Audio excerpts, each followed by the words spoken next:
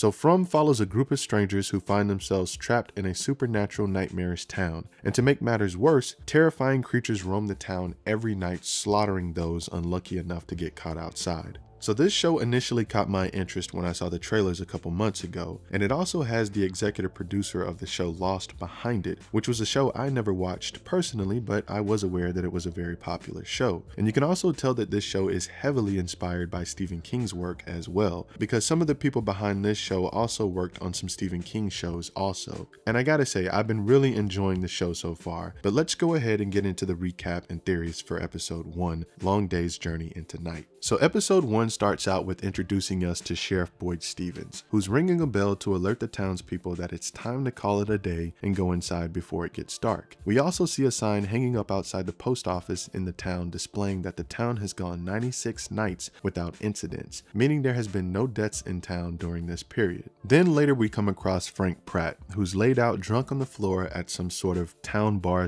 / old gas station. Then across town we see his wife and daughter at home waiting up for him, but of course he doesn't make it home before dark and they are forced to call it a night without him. Then while his wife Lauren and daughter Megan prepare for bed, his daughter Megan hears a knock at her window and a voice claiming to be her grandmother asking to come inside. She walks over to the window, opens the curtains, and realizes that the woman doesn't really look like her grandma. By this time, Megan's mother Lauren is upstairs and is telling Megan that it's not her grandmother standing outside the window, but the woman outside proceeds to ask Megan can she come inside. Megan then says fuck it, why not? I'm just kidding, she doesn't actually say that, but shit, she might as well have. But anyway, Megan opens the window and then we see the woman claiming to be her grandma shapeshift into some sort of demon and then presumably slaughters the shit out of poor Megan and her mother Lauren. You know, I found it to be a little bit strange that she actually acknowledges that the woman doesn't really look like her grandmother, but still she opens the window. That was silly as hell, but I mean, hey, she's a kid and kids do dumb shit, so whatever.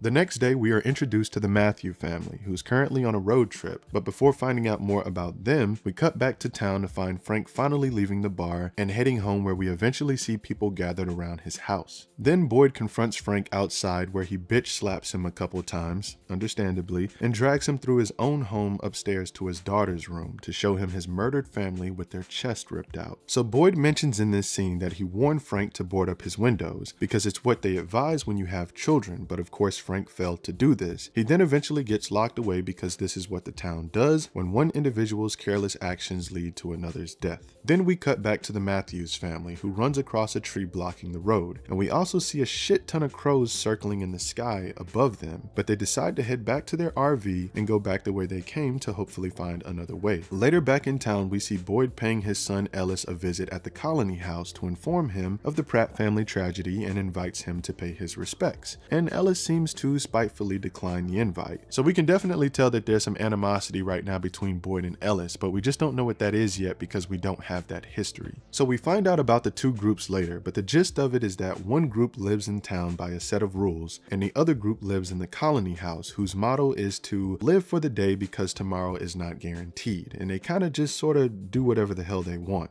Now there are pros and cons to both, and we'll probably get into that a bit later, but like I said, that's the gist of it for now. Then we jump back to see that the Matthews family has finally arrived in the town, where Boyd and Kenny greets them with directions to simply just follow the road and they'll see. Jim, who's understandably confused by the directions, proceeds to join his family back in the RV and they continue to drive. Eventually they get frustrated because they've ended up back in the town a couple more times, but they continue to drive and end up crashing due to a swerving SUV that runs them off the road. The driver of the SUV, Toby, stumbles into town and alerts Boyd and Kenny of the accident. Now during this time, Boyd and Kenny were currently laying out a spike trip to stop the Matthews family from speeding through the town, because they decided that it was finally time to break the news to them, but unfortunately they don't get to use the spikes for this reason, and instead they suddenly have to leave to go help them. Boyd and Kenny realize that they only have about 2 hours of daylight left, so Kenny takes Toby to receive medical attention while Boyd rushes to help those in the accident.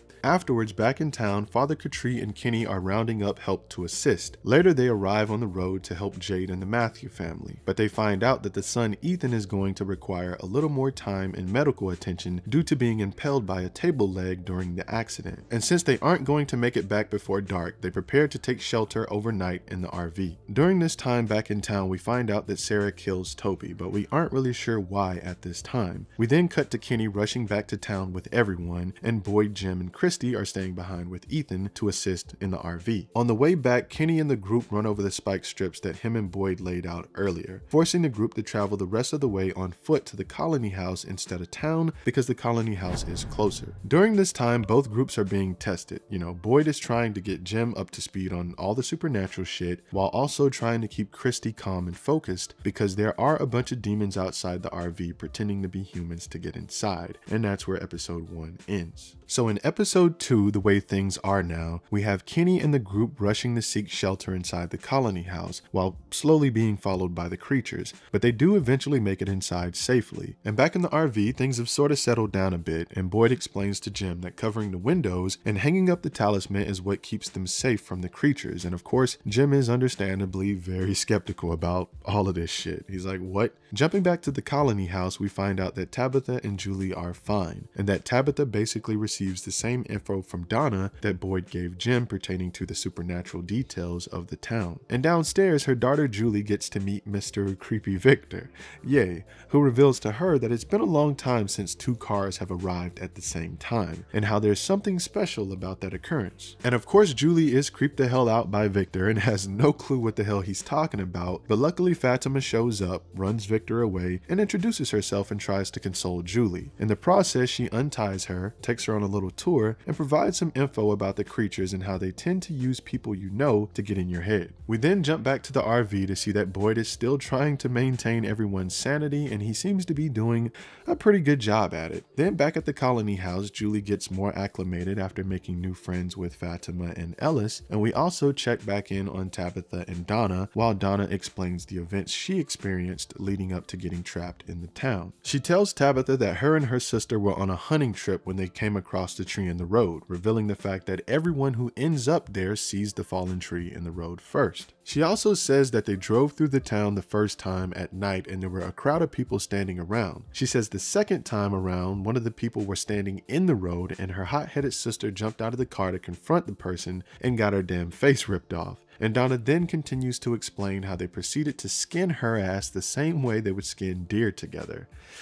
Fuck, that's cold. Donna says she ran away and hid in the bushes and reveals to Tabitha that that's what everyone used to do there to survive, just hide and pray that they would make it into the morning. And later that night, we also get Kenny's story on how he ended up trapped in the town as well while he talks to Father Catri. He explains how it all started with his father's dementia and how he wandered away from home and ended up in the city. And after he and his mother retrieved his father from the city, on the drive back home, they saw the tree in the road. Then we jump to a brief scene of Sarah telling her brother how she didn't have a choice, and then she proceeds to ask him for help as if she's unable to control her actions. But before we are able to learn more about what Sarah actually meant by that, there's a time jump and we see that it's morning now, and we see the Matthew family united again. Then finally we jump back to Sarah the next morning, revealing to her brother that she left the door open at the clinic, and she says the creatures' voices are constantly in her head and that they told her that leaving the door open was the only way that they could go home. Now remember, we know some shit's up with Sarah already because she killed Toby in the first episode. We know that she's been hearing voices, so we got to keep an eye on her. Later that morning, we see that Kenny finds his father slaughtered, and we see him taking his anger out by chopping down a tree, which was actually the opening scene of this episode. So yeah, that's what that meant. Then back in town, we see Boyd wiping the 96 off the board at the post office because they haven't been so successful lately with maintaining no incidents. Then in the last scene of this episode, we see Ethan looking out the window of the colony house at a kid wearing all white with his finger to his mouth telling Ethan to keep quiet. Now personally, I don't think the kid in white is a trick. I really do think that Ethan is seeing this kid because that is going to symbolize some sort of way that they can get out of this place in the future, but that's my theory. Alright, so next up we have episode 3, choosing day. So we finally get a proper introduction to Jade, who was initially high on some shit in episode 1 when he and Toby ran the Matthew family off the road. But he wakes up in the colony house in the middle of the night yelling, tied to a bed, demanding Donna to untie him. We then jump to a scene of Boyd speaking with Frank and asking him if he's hungry or if he would like to tie up any loose ends, implying that Frank probably isn't going to be around much longer. Then back at the colony house, after Donna lays out all the supernatural shit to get Jade up to speed, Jade decides that it's all bullshit and that everyone must be hired actors by Toby, and to play along with everyone there must be some sort of puzzle he needs to solve. So he proceeds to wander around the area, assuming it's all a game. He even steals one girl's bike to get around faster, and that shit was pretty funny. You know, I thought Jade would be annoying, but he's actually turning out to be a pretty funny character, so let's see if he keeps his sarcasm once he finds out that everything Donna said was true. Next, we cut to a shot of Ethan continuing to stare out the window at the kid in white, and we also get to see that the Matthew family is slowly starting to adjust to their new surroundings. Later that day, they get approached by Father Critic regarding the choosing ceremony, where they have to choose whether or not to live in the colony house or in town. Meanwhile, we jump back to Jade just to see what the hell he's been up to, and we see that he arrives at the diner still assuming that everyone inside is hired actors. Funny guy right here. Then we find out that Sarah only showed up to work at the diner so it wouldn't look suspicious after what happened with Toby and Kenny's father, which were both deaths caused by her. Sarah does seem to be conflicted with wanting to help the people of the town, but at the same time it seems like she truly feels like she might be doing the right thing by helping the creatures. I don't know, but it doesn't seem like she is 100% being forced by the creatures to me. Like, some of it comes across as though she truly thinks she's being a good person when she does some of these evil things, but hey, I'm just speculating, but I still don't trust her ass. So later, while Father Critic is giving Jim and Tabitha a tour of the town, we get to learn about the town's only form of punishment, the box, which is where you have to spend one night in the box if your actions or negligence leads to someone else's death, which we saw an example of this already in episode 1 with Frank and his family. Father Critic also informs Jim and Tabitha of the Pratt family incident, since that's the house they'll be living in if they choose to live in town. Meanwhile, in the woods, Boyd spends time with Frank during his final moments, and he actually begins to pity Frank and sort of rethinks his punishment. Back at the colony house, Ellis makes a crutch for Ethan so he's able to get around on his own.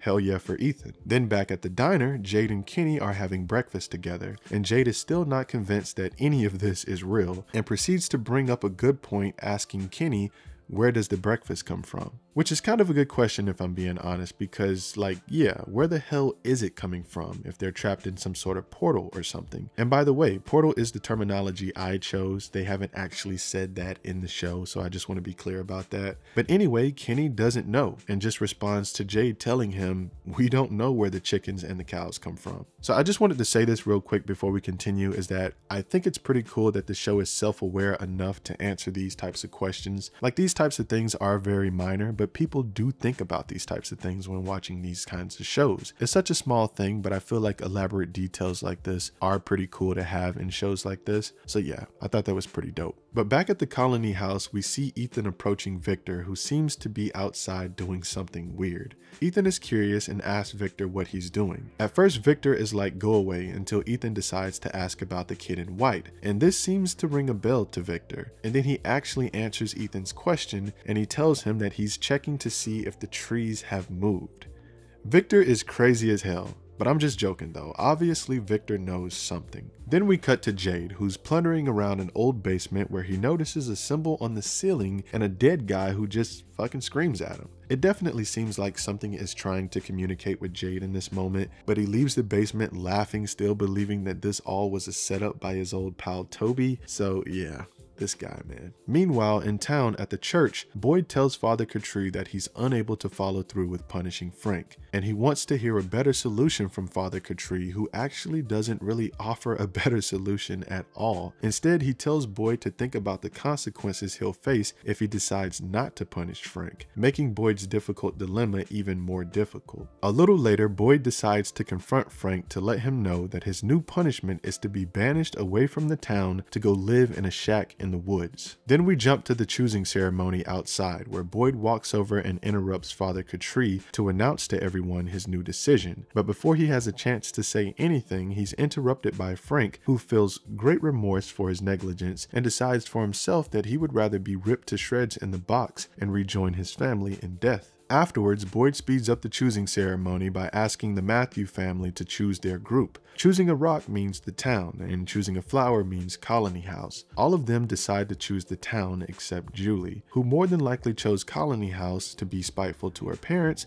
because she feels unhurt. Then later, after choosing to live in town, Jade was kicked out of the choosing ceremony due to his normal goofy ass ignorance. Kenny then decides to show Jade where Toby is buried, so he can finally start taking all this shit seriously before he gets himself or someone else hurt. Then finally the episode ends with everyone going in for the night and Boyd walking Frank to the box, where Frank is later killed by the creatures, and that concludes episode 3. So yeah, shit is starting to get kind of serious out here. There is a lot happening right now, and I would love to hear you guys' thoughts on where you think things are going after episode 3. I mean, we have Jade, who is finally starting to believe what's going on now, and one of the craziest things to me is that we have Victor and Ethan, but of course no one's going to believe Ethan because he's a kid, and no one's going to believe Victor because everyone thinks he's a little loopy, a little crazy, and he's just been there a little too long. But I feel like these two are the only ones who are going to make substantial progress on figuring out what's going on or how to get out of this situation versus everyone else. So yeah, it's a little weird. It's a bit of an unfortunate situation, but I would love to see how this plays out, and I would also love to hear you guys' thoughts down below. But there you have it, and if you enjoyed the content, you know what to do. Thank you for watching.